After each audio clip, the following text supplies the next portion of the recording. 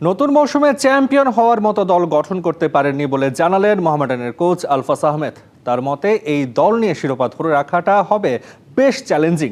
দেশি বিদেশিদের নিয়ে খুব ভালো দল হলেও দিয়াবা থেকে মিস করবে খেলোয়াড়রা। দুপুরের তপ্ত রোদে একে একে মাঠে নামলেন মোহামেডানের খেলোয়াড়রা। গায়ের নতুন প্র্যাকটিস কিট, চোখে মুখে নতুন মৌসুমের স্বপ্ন।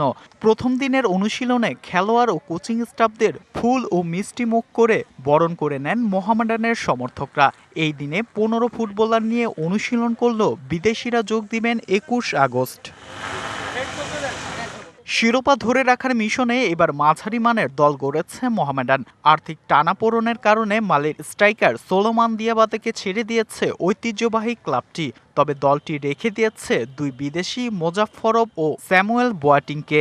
নতুন মৌসুম শুরু হলেও কোচ আলফাজ আহমেদের কণ্ঠে রয়েছে হতাশার সুর।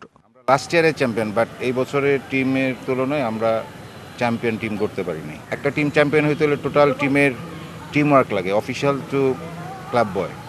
তো খেলোয়াড়, কোচ সব মিলাই আসলে একটা এফোর্ট লাগে। আমার মনে হয় সবাই মিলে যদি আবার চেষ্টা করি, আমরা গতবারের মতো আমরা চ্যাম্পিয়নশিপের জন্য ফাইট দিতে পারবো ইনশাল্লাহ। সংকটের ভিতরে যাচ্ছে আমাদের সময়, যেহেতু আমাদের পূর্ণাঙ্গ কমিটি নাই, বোর্ড নাই, এই কারণে একটু সংকট চলছে। তারপরও ইনশাল্লাহ আল্লাহর রহমতে ওভারকাম করেছি আমরা।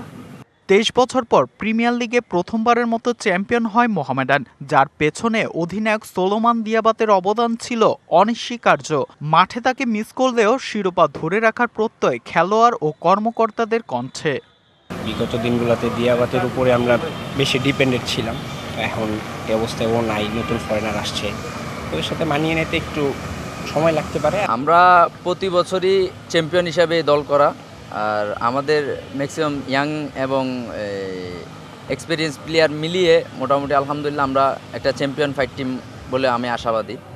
আগামী 12 সেপ্টেম্বর চ্যালেঞ্জ কাপ দিয়ে নতুন মৌসুম শুরু করবে মোহামেডান। সেই ম্যাচেও বড় কোনো প্রত্যাশা নেই ঐতিহ্যবাহী এই দলটির। Fardin Saju, DBC news, Dhaka.